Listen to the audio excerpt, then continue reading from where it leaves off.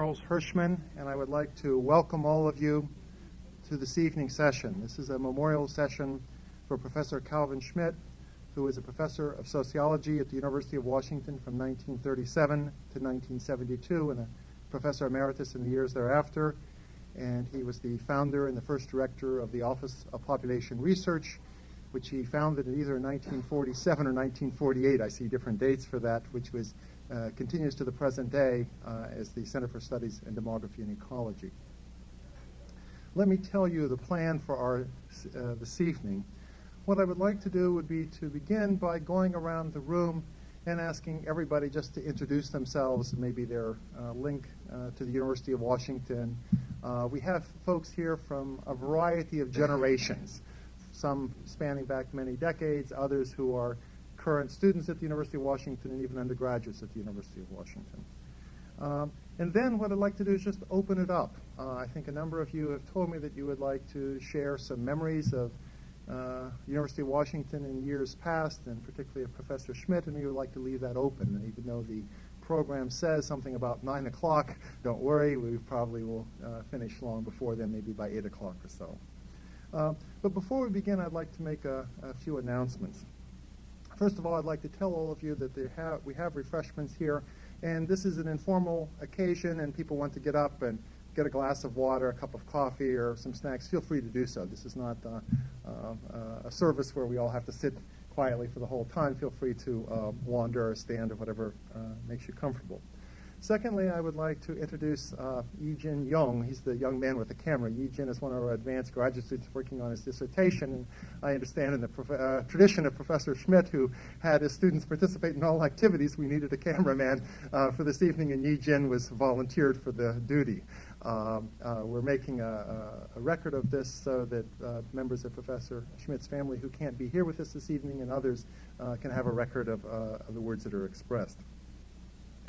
I'd also like to make a couple of special introductions. One is Mr. Stanton Schmid, who is sitting here. Stan is the son of Calvin Schmid, and I just want to relate a couple of personal memories. When Professor Schmid died last October, I called Mrs. Schmid, Calvin's widow, and Stan to express my condolences.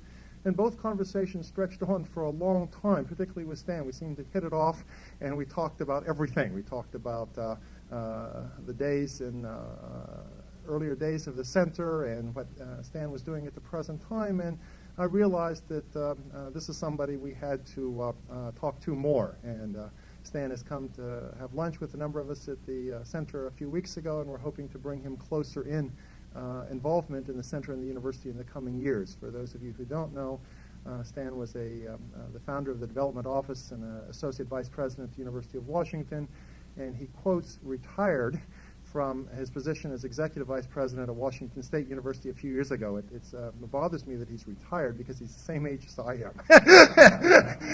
But he has a professional career as an artist, which I hope he will have the chance to talk with some of you about later. At the end of the evening, I'm going to ask Stan to make a few remarks, but I'm going to sort of keep him under wraps until then. I'd also like to introduce Frank Miyamoto to start the evening. I think many of you know Frank. Frank has had an attachment to the University of Washington longer than almost anybody. He, in his many years of service, he was chair of the department, he was dean of the college, and he's really been the conscience, I think, of the institution.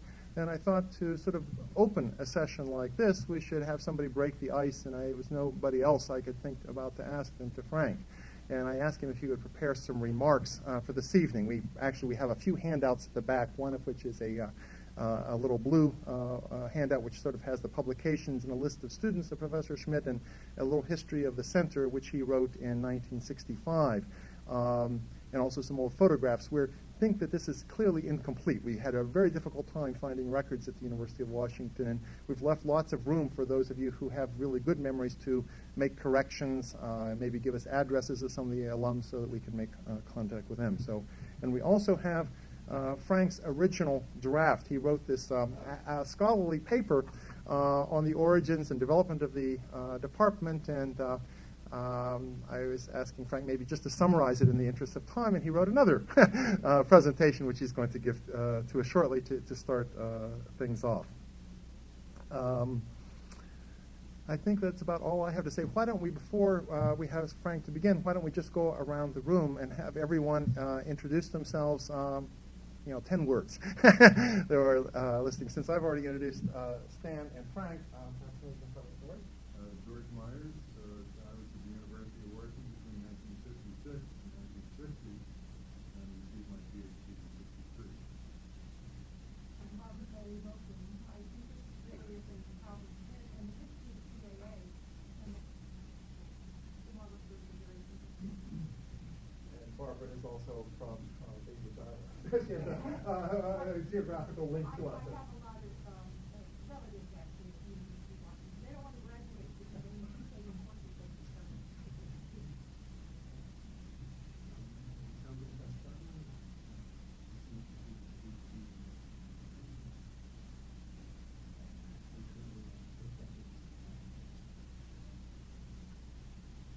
Hi, I'm Tim Bismarck. I'm a Husky 92 PhD from the University of Washington, sociology, and I majored in demography and studied my mentors were Charlie Hirschman and Diane Lai and Steve Grant, maybe a master's basically the whole staff at the Fox Center. This great course you know later, and now I'm an assistant professor at the University of Southern California, where one of my colleagues is another former Husky, although he got his PhD 2 years before I did John Bernard's one. Hi, I'm Diane Lai. I'm a chief professor in public sociology, and I also began in the institute. I'm Bill Ridley. I'm from Paul from Montana. I'm Chloe Rose, and I work for the Institute for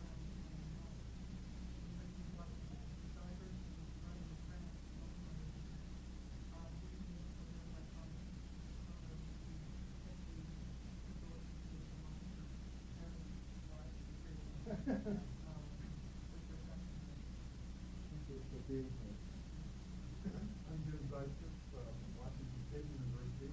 So I hope that the fact that I'm a cougar would be overcome by the fact that I'm also a demographer. All right.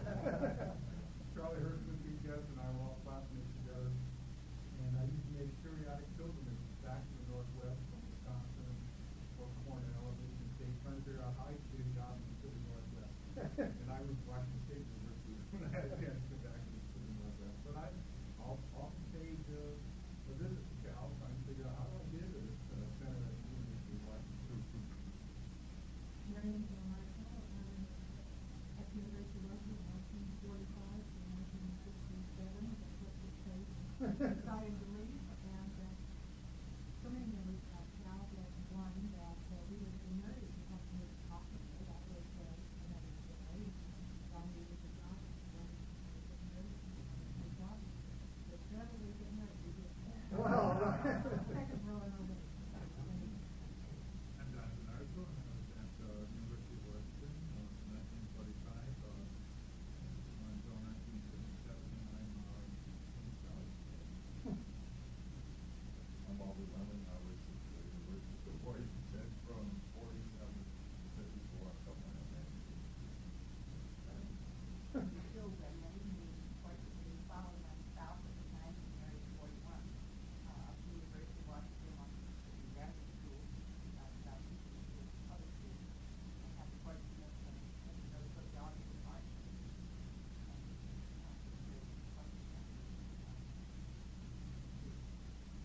I'm Pete Guest, and I joined the University of Washington faculty as assistant professor in 72 years of all retired. And whenever I did research idea, I always open Cal Smith course books at Seattle each chapter and get an idea for this study. I'm Mark Van Lanningham. I'm currently a postdoctoral research fellow at the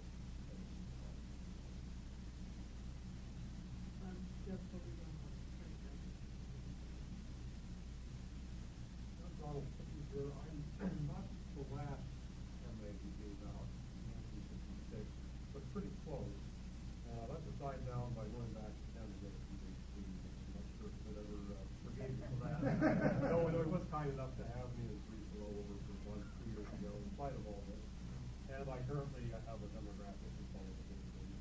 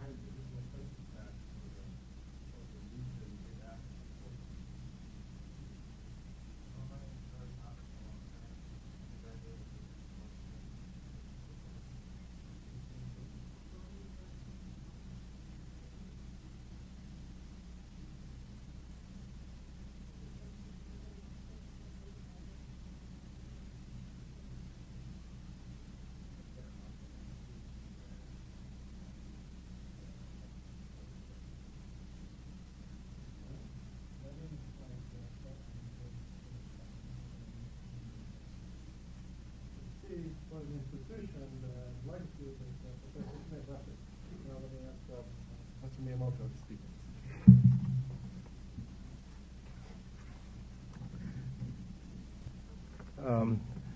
Charles actually asked me to give an informal talk, as I recall, but my recollection of Carl Schmid is of a very single-minded man with a purpose, and I found it very difficult to talk about him informally.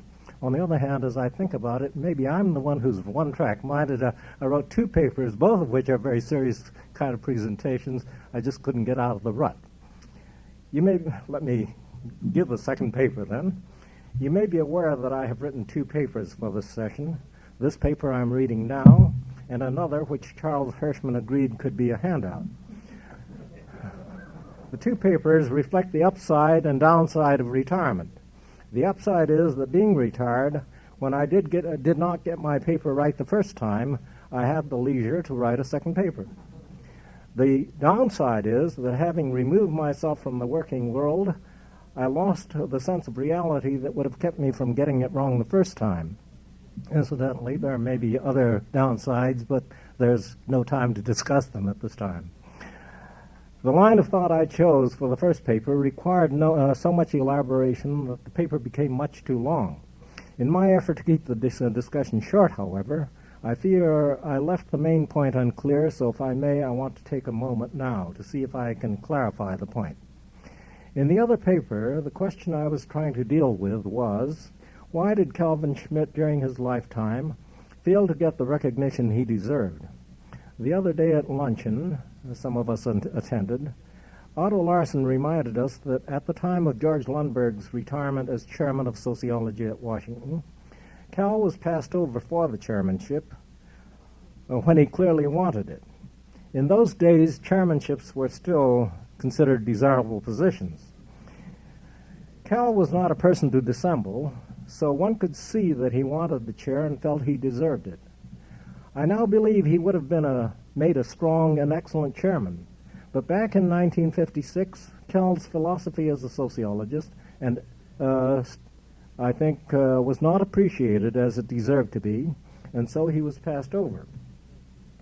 Similarly, I now believe that a good case can be made that Carl Schmidt's work in sociology was as important as George Lundberg's, perhaps even more so.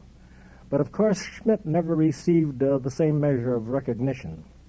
I can also say I have known other Giddings descendants quite well. Ogburn, from whom I took several courses years ago, and Dorothy Thomas, with whom I worked closely for 3 years or more, and some others, all of whom gained more fame than Carl Schmid did, yet intellectually and in productivity I feel he was their equal. The difficulty for Carl Schmid was, I believe, that he took to heart the most radical part of Giddings' philosophy and refused to be budged from it. In effect, Giddings' main idea was, start with the knowable facts about the social world, even very dirty, uninteresting, or seemingly uninteresting facts, and build your sociology around them. Carl Schmidt's lifetime effort, it seems to me, was devoted precisely to that kind of aim, to what I have called his uncompromising empiricism. But radical empiricism is not well understood or appreciated in sociology. If time allowed, I would tell you about a couple of experiences I have had, which have led me to believe that radical empiricism deserves much more appreciation from sociologists than it receives. In any case, I am suggesting that one needs an appreciation of that point of view to fully appreciate Calvin Schmid. I want to comment on two other aspects of his work. In Charles Hirschman's very good summary of Calvin Fisher Schmid, two reports are included, one on students supervised and the second on the Office of Population Research, which highlight two of Calvin Schmidt's most important accomplishments. I want to elaborate on them briefly. In the report on the Office of Population Research, which Schmid himself wrote, it says that OPR was founded in 1947, or 48, if there's a question about it, soon after the Washington State Census Board was created. Recently, Charles Hirschman expressed to me his surprise that OPR was established so early, considering how very few population research centers existed anywhere in the country at that time. I agree it is surprising, especially because Seattle and the state of Washington were in those days still regarded as a backwoods area far from the centers of foundation support. But in another sense, the early establishment of OPR is not surprising, for thinking back to 1937, when Schmid returned to Washington, the chief recollection I have of him is of his working in his laboratory, a large room with high windows, some drafting tables, some other tables with large working surfaces, a few hand-cranked and later electric calculators, and desks for graduate students. At that time, sociology occupied a subordinate space in Physics Hall, down the hall from some physics laboratories with heavy machinery. And my thought as a graduate student was that sociology has its laboratory too. I discovered in due course, however, that Schmidt's laboratory was unique in sociology departments and was designed for his style of research.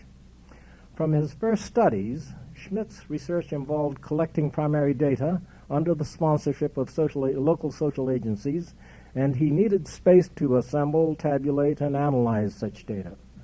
Furthermore, as a pioneer of multimedia communication of research long before Microsoft ever appeared on the scene, Schmid needed space to work up his graphic presentations, display them, and store them. There was a time when some of us used to wonder about all this graphic presentation that Cal was involved in, but as I think of it now, he was the pioneer of that multimedia communication style, which now is being more fully appreciated. Thus, Schmid had the laboratory setting for a demographic ecological research center 10 years before OPR was brought into being. The only other requirement for a center was a stable funding source, and the creation of the Washington State Census Board gave him that base. I don't know what part Schmid played in bringing the Census Board into being, but Schmid was a remarkable entrepreneur who was always able to get local agencies to support his research. No less remarkable is the long list of outstanding graduate students whom Calvin Schmid produced. During those early years of his graduate teaching, there were few, if any, federal funding agencies which supported graduate programs in sociology. But dating back to the Depression years, Schmid found research support for graduate students through his own research. Because his research so often involved primary data gathering, it appeared to me that his students learned very valuable lessons about the care required in that type of work. Even more impressive was the democratic treatment he accorded his students. He seemed to allow great freedom to students to range as they would, provided they met certain basic tenets of research. And especially impressive was the credit he invariably gave as collaborating authors when they had contributed to his studies. In short, through Calvin Schmid, I have learned as a sociologist to appreciate the merits of an uncompromising empiricism, and as a human being, the merits of common sense, self-reliance, integrity, and compassion. And I should add a few words, about Helen Schmid, Mrs. Calvin Schmid. We always regarded her as one of the beautiful ladies of the department, as beautiful as her son Stanton Schmid is handsome. I don't want to overrate Stan Schmid, but I think the comparison is fair. In any event, Mrs. Schmid, Helen Schmid, was, in our judgment, a distinct personality on softer lines than Calvin, a very gracious and lively personality, someone whom my wife and I always appreciated very much as a friend. Thank you very much.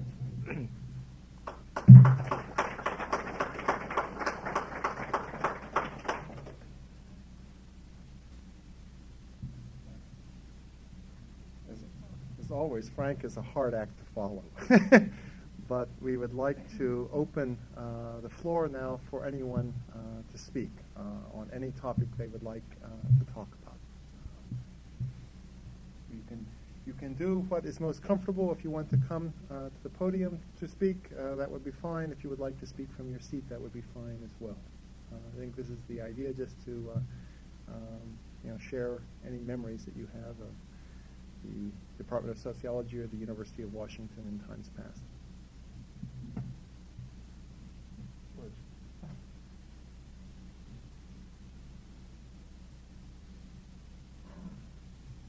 Well, indeed, a memorial service is supposed to be a time for sadness, but I think this is a time for happiness, and especially in seeing some of my old friends, Charlie Hirschman. Charlie has had a very interesting career.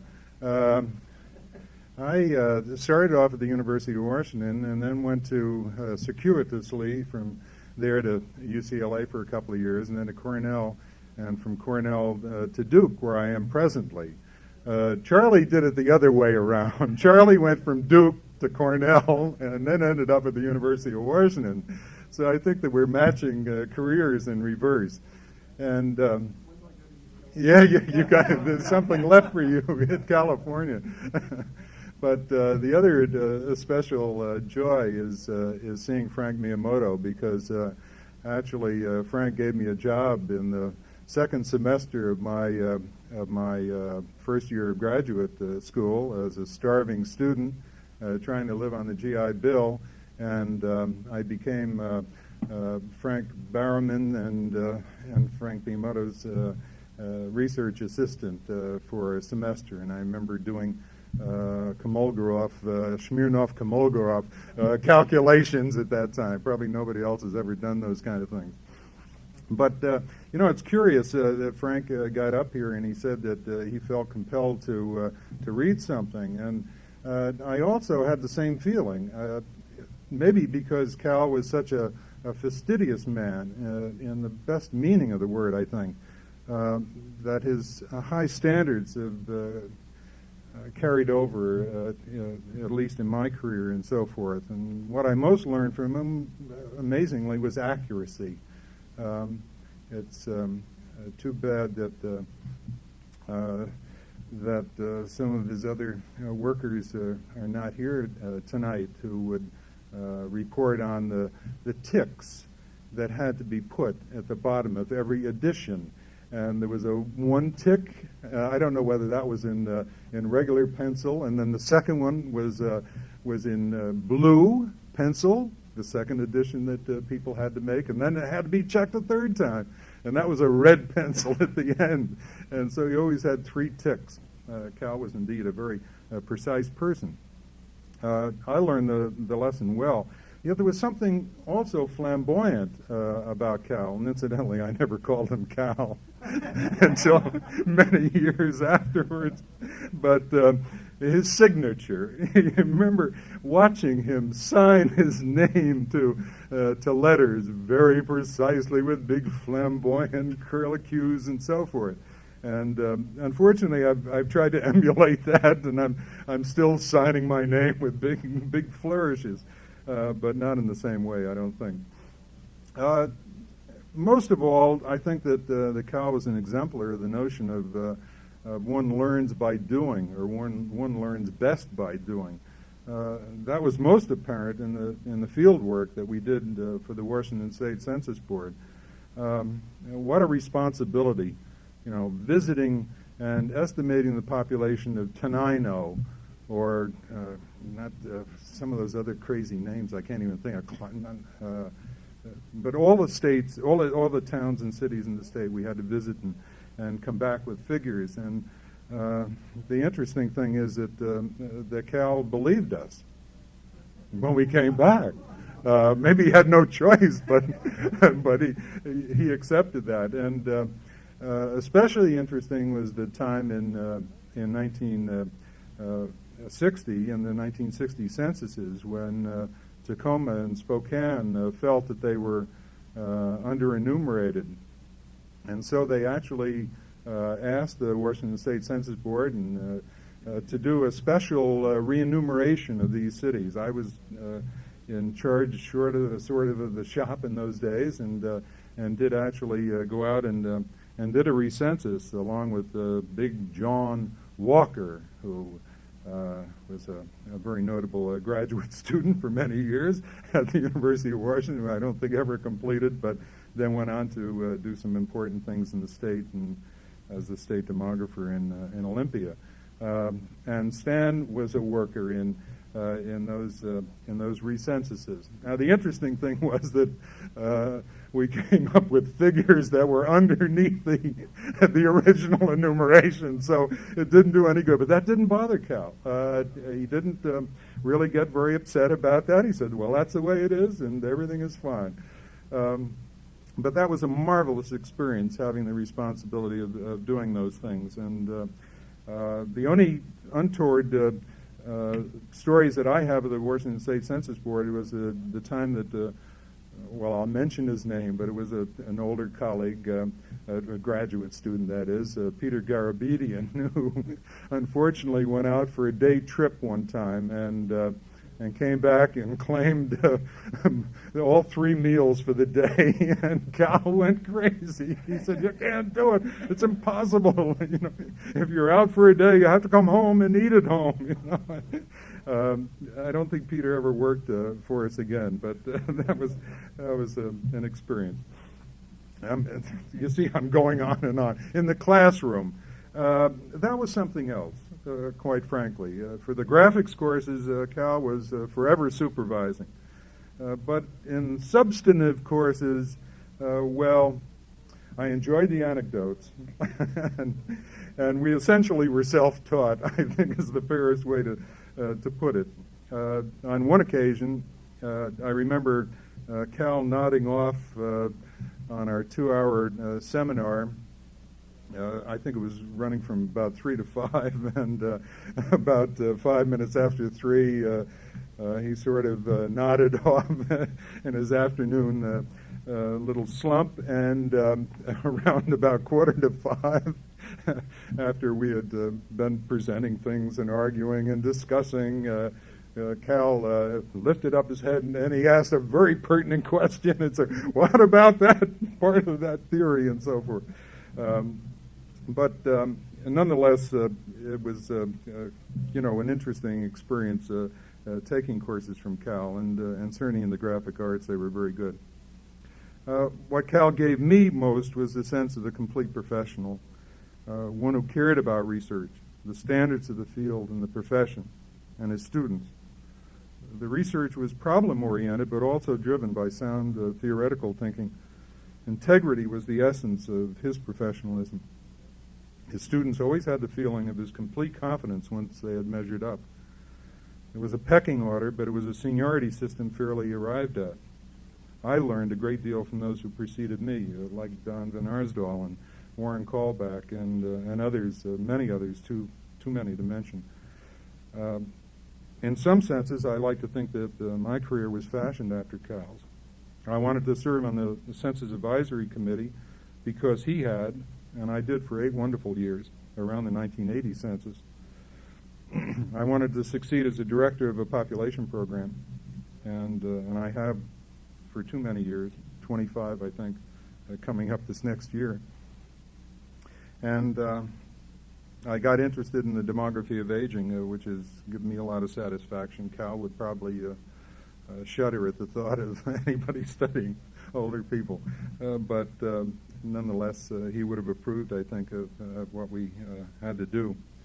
And then there was, at least at one point, an opportunity of at least being interviewed to go back to the department and also to work in the program. And that didn't work out, didn't materialize, but it did lead me to go to Duke.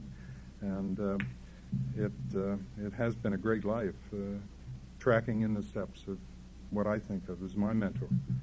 And then finally, on a more personal note, I remember Stan and Tacoma like it was yesterday. Yeah. Well, we don't want to tell all the stories now. After we finished the work there, we got paid very quickly, and on the spot. Like you go in on Friday and collect your paycheck, and Stan came up and he said, he really wanted to do something. And I said, well, what do you want to do, Stan? He said, well, I want to buy a watch. He said, will you come with me? And we'll go and buy a watch. And we did. I don't know. It was an expensive watch, about $150, and I think maybe the total pay was for 2 weeks' work. It was something like $180 or something. And he went home very happily, I think. And then I heard stories that it didn't go over so big at home. And Cal was a little upset that he had spent all of his money buying a watch, of all things. But then Cal came in, and I talked to him a little bit and said how this was Stan's greatest desire in the world, was to have a watch, and how happy he was. And Cal didn't seem to be very impressed by that. But it was a Hamilton watch. And as a matter of fact, I remember to this day, and I haven't seen Stan I don't think since then, or maybe once or twice. But what apparently mollified Cal in the end was that I said, well, Cal, this is a Hamilton watch. And I said, Hamilton watches have been used on railroads, and they make the railroads run on time. And I said, he's going to have this watch forever. Well, I don't know whatever happened to it, but in any event, that ended up on a fairly happy note. And then finally, I just want to mention a marvelous social situation we had one time. We were attending the 1965 World Population Conference in Belgrade in Yugoslavia, and Don and Marion had just picked up a new Mercedes-Benz over there, and they said, well, why don't you come along? We're going down to Dubrovnik, and Cal was along as well. And the roads in Yugoslavia in those days were terrible. And I think and Don was trying to break in this new car by, opening it up a little bit. Cal was sitting in the back seat with me. He was petrified, to say the least, and we were hanging on to each other. But we finally made it down to Dubrovnik, and he said, "My God," he said, "this reminds me of arriving at my beautiful island in Puget Sound." He said, "Arriving in Dubrovnik, I can finally relax and enjoy myself." But it was a marvelous trip and a very memorable trip, even going through Sarajevo in those days. Yeah. So that's just a few thoughts of my experiences, and it has been very important in my life to have had him as a mentor.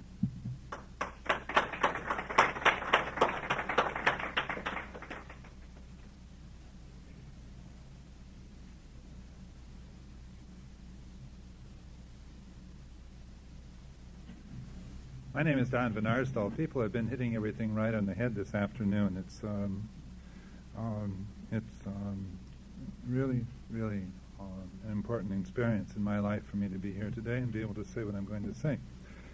I was sort of laughing as George was talking because I couldn't get up here without starting to put together some notes this afternoon. I had to write things out. There was no other way in which I could do this, knowing where I was going to be. People have talked about the contributions that Cal has made to our discipline, and he was a man of just extraordinary ability, and that's always been very, very clear. I first knew Cal in 1947 when my wife Marion and I, we weren't husband and wife then, but we took his undergraduate course in human ecology together. And at that time, Cal was taking a lot of flack from some people in the class for condemning the World War II evacuation of Japanese Americans on the West Coast. Cal had strong convictions, and he always expressed them very, very clearly. And he conveyed the importance of doing that, I think, to his generations of students. He felt things very deeply, and he expressed always exactly where he stood. After I started graduate work, Cal obtained a series of jobs for me, and he did it in ways where he, didn't intrude on me directly. I remember he called in Marion. We'd been holding hands and walking around that university for several years, and we had no money. And he called in Marion one day and said, "I've seen you around, and why don't you get married?" And Marion said, "Well, we have no money." And 6 weeks later, as I recall, I had a job in the I think it was in the extension department at the University of Washington, trying to locate some sites for extension center facilities. I think one of them then became the site for the World's Fair that was held there several years later. Cal was also instrumental in my obtaining a position at USC.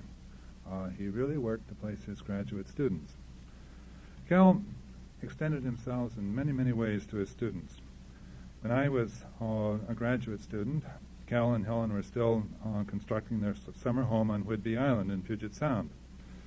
And really, the best measure of how well one was doing graduate work around the laboratory is whether or not Cal would call you into his office and say, "Oh, would you like the keys for the island?" I mean, that meant the house on the island, all right? So many students then would go out to the island and spend weekends there. We'd spend our time walking on the beach, cooking outside, going fishing, or just enjoying the beautiful view from that place. It was always very clear to me that Cal cared very, very much about his students and their families. Cal and Helen came to our wedding. He held a dinner for me during the Korean War just before I was called onto active duty. And that was, I thought, very unusual for someone to do for a graduate student, and I've always been grateful for that. We were next door neighbors in Hawaii, and we were both teaching there in the summer of 1966. And he invited me to his home on the day I buried my mother. This indicates the kind of person he was. On the other hand, life was always an adventure for Cal, and he was always ready for new experiences. George, you talked about that trip to Dubrovnik, that's still very vivid in my mind. I think one of the reasons that we were driving so fast is that George Sabah, who was at the University of Washington for a while, was sometimes a little bit unclear about time and space. And George had told us about this wonderful trip that he had taken to Dubrovnik. And he neglected to tell us that he took 2 days to do each way, all right? We did it in a weekend, and that's why George was careening around in the back seat of that car. Cal held up very, very well, though. Marion drove, and we made the trip in one. Okay. I owe a great deal to Cal. I think many generations of, several generations of sociologists also do as well. In many ways, Cal was a very modest person, but I think he would be surprised, and I also think that he would be delighted to know about this session tonight. Thank you.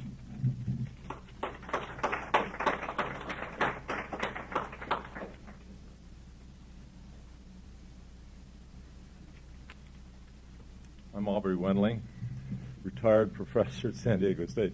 It's getting longer and longer since I retired. Well, anyway, the comments that people had made, I began wondering what was the cohesiveness? Why were we attracted to Cal in spite of his very unusual political beliefs that he held sometime?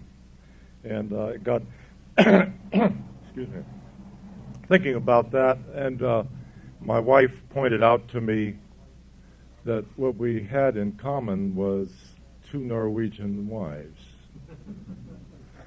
mine and his. Well, we talked about Helen a little bit earlier, and she's such a wonderful person and such a proper person. And back in 1947, if you'll recall, in Seattle they had horse meat markets, and we could get filet mignons for 30 cents a pound. And we didn't have much money, and we lived on horse meat. And Cal was intrigued by this sort of thing going on, and he said, "Do you think you could get me a couple of fillets the next time you go down?" And I said, "I think so." But he said, "Don't say a damn thing to Helen now." And so he brought them home and told them that Aubrey had a special butcher that he could get these fine steaks. And it went over well. They enjoyed the meat. But Cal couldn't help himself. He had to tell Helen. And it took a while for her to forgive me for doing such a thing. George, you talked earlier about how Cal was with his flourishes. He even signed his name like this. I took a master's thesis into him on suicide in San Francisco, and I had used a lot of these, THEs. Now, he just couldn't bring himself to put a little check there. That thesis looked like it was bleeding to death. He used this great big red pen with all these flourishes. Those are some of the things I remember, and you can imagine that. It was early in the game that I got involved also in the tracting thing, and that was a great experience. I learned a lot, and I don't know how much we got a day per diem on that, but I think it was $10, and I figured out that if I took my tent and my sleeping bag along and to cook my own meals at the local campground, why I could make out on that. But it was an interesting experience doing that attracting. I visited Cal frequently as I came up the Northwest at Lacey, and thank goodness he was alert all the time. He was sharp. He was always writing a letter to somebody to straighten out something in the world, and always going to take care of that. And then finally, he helped me a lot with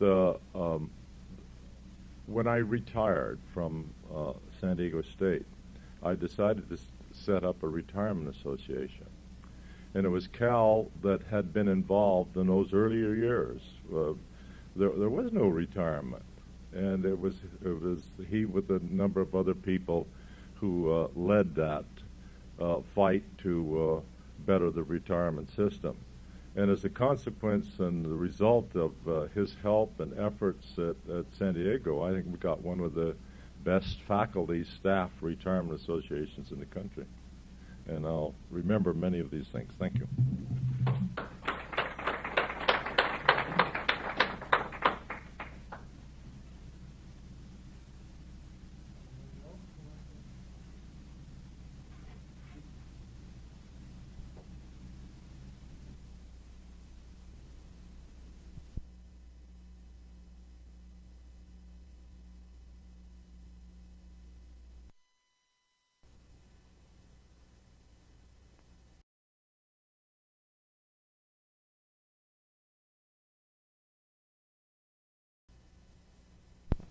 Professor Kevin Schmid, because we are not very, actually we still not very young, but we are so young compared with his generation. So, and at the same time, you can see our living in Seattle is 1 year, 2 years, or 3 years, but that's not long enough compared with the history of the center. So I can tell anything about Professor Schmid. However, in Vietnam we have a saying that when you eat a fruit, you remember the people who plant the tree. So I would like to take the opportunity on behalf of Vietnamese officials who are working and learning at the University of Washington to express our gratitude to the founder of the population program at the university who planted trees with full of fruit for us today. And I hope the collaboration between the Center for Study in Demography and Ecology and University of Washington with the population programs of Vietnam will be developed as maybe is designed. Thank you.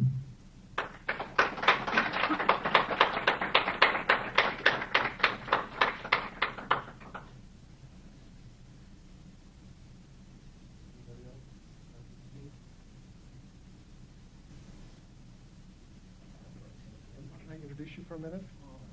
No, just give me 30 seconds. Okay.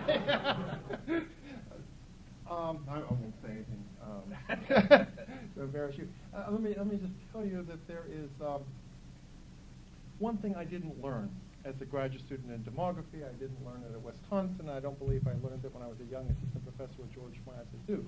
And that is to run a population center requires money.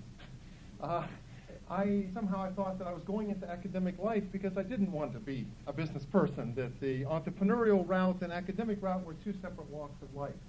But I discovered not too long thereafter that students need to be supported, and graduate students often don't find sufficient funding for their careers. And so a large part of any senior faculty member is to raise funds to be able to support their students and the program and the activities that are there. And as I have met many of Professor Schmid's students, I've realized that this was one of his singular activities, was raising funds. And so for many of you who know me now, sorry, I can't see you, I'm writing a grant. It's sort of the thing that I do a lot of the time because it's what's necessary. And I've discovered often that sometimes I can get a grant for a sizable amount of money, but it's regulated. It comes from the federal government or some foundation, and I can't do something for $10 or $50 or $500. I can do something for $10,000 to write a student's stipend for a year, but I don't have any flexibility for small amounts of funding because that's not often built into a grant support. And so I realized this a number of years ago, and I've sort of created, a little fund, just sort of salting away a few dollars here and a few dollars there, essentially to be able to do things that are, for that rainy day, for that moment in which you need it. And it was a very small amount of money. And then when I talked to Stan a few months ago, I was saying that we wanted to remember his father in some way. We were thinking about maybe perhaps naming our library or something else in some way to honor the memory of his father for having planted the seeds, as Dr. Tong said, that we are all benefiting from. And he said that he would like to perhaps help us in that way, to make a contribution to help us to do this. And we began talking, and since Stan has been on the other side of the fence, he's worked in development offices and he's a consultant for a number of universities and fundraising, he knew more than I did about how to do such things, and he's given me advice on who to consult in the University of Washington and how to be able to set up an endowment fund. And just this evening, he gave me a check, which I have to tell you is, quadruple, what we have on our small account, and it's signed Mrs. Helen Schmid. And I would just like to thank Stan and his mother for this contribution. I can tell you that this legacy is unbelievable. Thank you very much, Stan.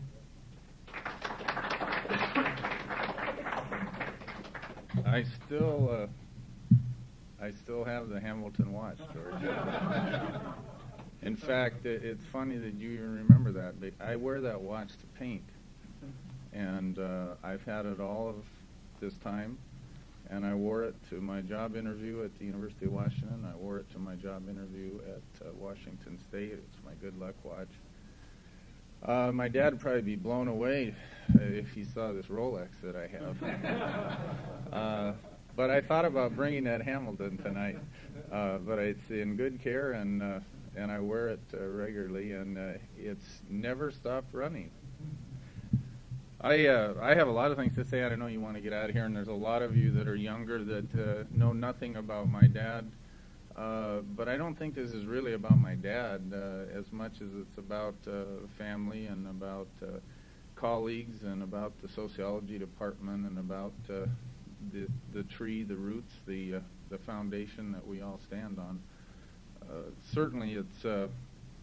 I wish my mom could be here. She's 87 this September. She's in great health and great spirits, and she, I know, appreciates many of you who made the effort to come. She told me, she said, I know Aubrey and Lucia will be there, and I know Don and Marion will be there, and she said if you see some of the others to say hello for her. She's doing really well, and my dad, as you know, was 93, and my mom, the last 4 or 5 years, I think, had her work cut out for her because of my dad began to lose his physical mobility. He never lost it mentally. Was lecturing me all the way up to the day before he died. I think it's fun to reflect, and I don't know what to reflect on. I can talk about a lot of you just as well as I can talk about my dad, because the influence and the impact that you had not only on my dad, because I think it's a two-way street. I think any mentor gets a lot out of the mentoree. In fact, I think that relationship helps both people grow. And sometimes those relationships get broken, and sometimes they dissipate gradually, and sometimes they're caused by other things. But I think my dad grew immensely because of the relationships that he had with students and the relationships he had with a lot of people in this room, and of course his love for the University of Washington and for what he did. I grew up in an environment that, as you can imagine, and you reflect on, people look at me and they wonder how I ended up how I did, and I think it's a tribute to my mom as well as to my dad. I'm kind of a cross between my mom and my dad. I'm a little more flamboyant and a little more out on the edge than my dad was. Certainly a little different in my competitiveness and in my spirit, but I have so much of my dad in me in terms of detail and high expectations and professionalism and integrity and respect for others. And I think that's why I was successful in what I did, and I respect my dad for having given me that framework growing up. The stories that you recited, I got to tell you a couple, because I can remember George Myers and John Walker. It was, in fact, my first real big-time job outside of Safeway, grocery store, and newspaper routes, and mowing lawns in the neighborhood. We had a little business, and I was just turning 17, and we went to Tacoma, and it was hot, and it was an incredibly interesting and exciting experience. But my first day was real traumatic. John was to teach me how to enumerate. And for those of you who know John Walker, he was out of his mind. He took me to the first house, and he had the census for me. He took me to the first house, and we knocked on the door, and I'm scared to death. And he said, you go around each block, and you do this and do that. And he gave me about a 10-minute lecture, and we went to the first house. Nobody was home. He said, you just put a C there. That stands for callback. And then you go to the next house. He said, I'll see you later. And that was my introduction to these guys. And I grew up taking census. I grew up with some of these people. I stayed in a motel with George and John, and every night we'd fill up the bathtub with ice and have watermelon and beer in there. And the only deal was I couldn't tell my dad about it.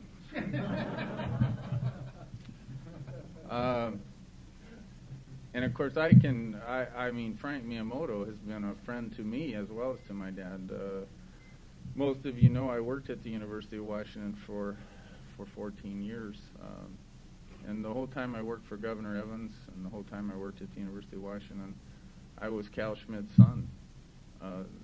It wasn't until I went to WSU, and Jim probably didn't even know I was Cal Schmid's son. Nobody at WSU wanted to admit they knew Cal Schmid because of the run-in he had with Clement French back in the 60s.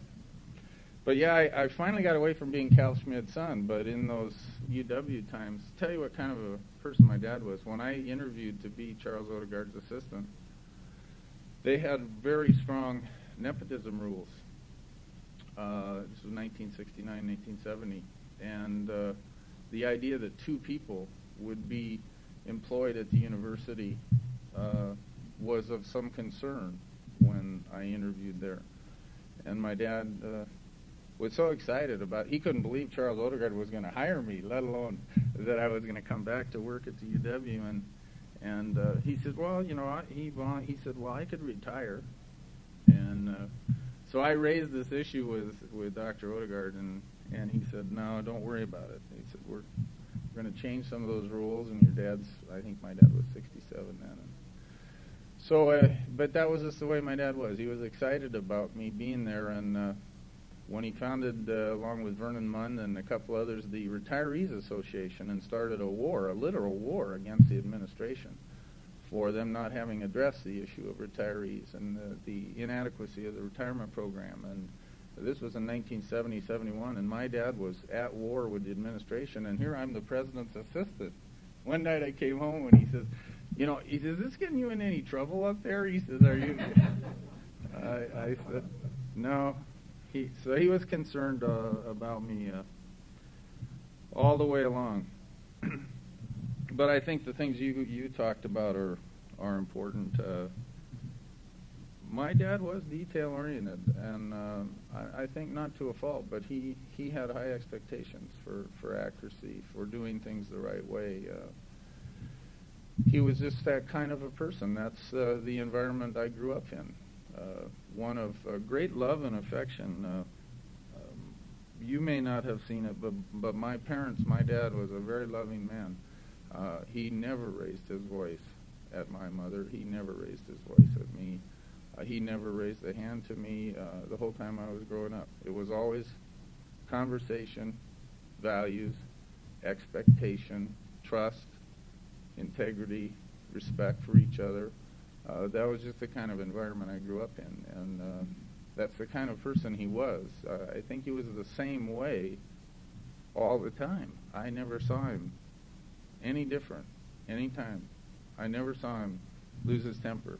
I never saw him.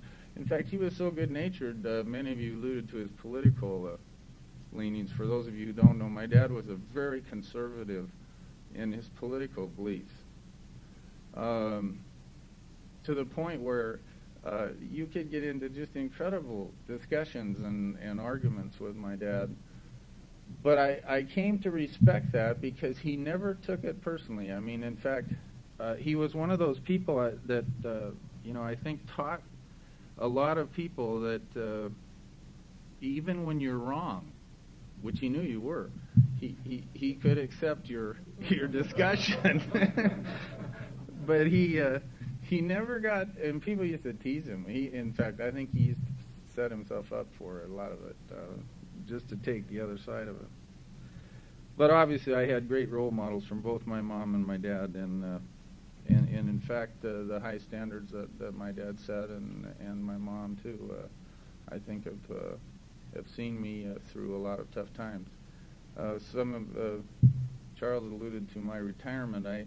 I switched careers after 28 years of being an administrator, which my dad could never understand.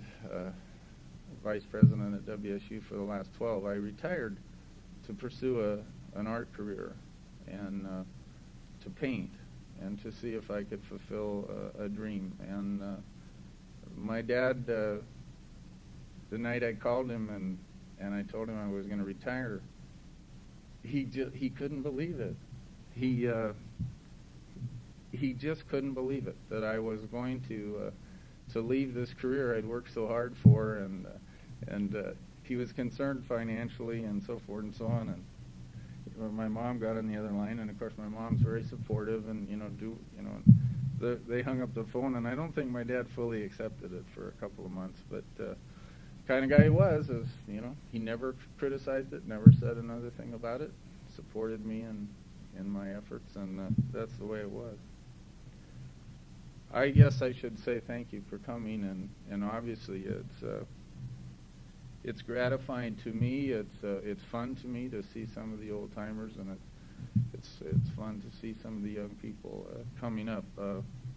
Charles alluded to this endowment fund. It's a modest effort, but it's something that my dad would probably wanted no part of. He did not want any memorial. He did not want a funeral. He did not want any recognition. The only note that I had when he died was the details of where he was to be buried and so forth, and to call Don and Aubrey, because Don and Aubrey could write the obituary for the PPA. And I thank you, Don and Aubrey, for doing that. And that was my only guide. I had no other rules to follow other than he wanted no recognition. But my mom and my sister and I are going to work with Charles, and we'd like to set up an endowment fund named for my mom and my dad to support graduate students, to support the population lab, to now the Center for the Studies of Demography and Ecology. And ultimately, I'd like to hope that this could come back full circle to help people like my dad helped so many of you, and like my dad helped me. We'll see. I don't know. It may take a long time, but someday this fund may amount to something. Obviously, my father meant a great deal to me. And I guess I should say in closing that for both my mother and myself, we thank you for coming, and it's fun to know that there are people who have the same kind of respect for my father that I do. Thank you.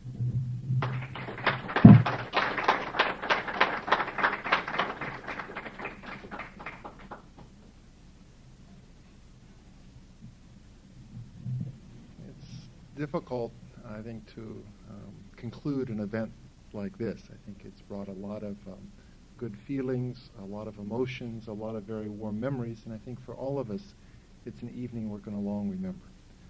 Thank you very, very much for coming. Godspeed.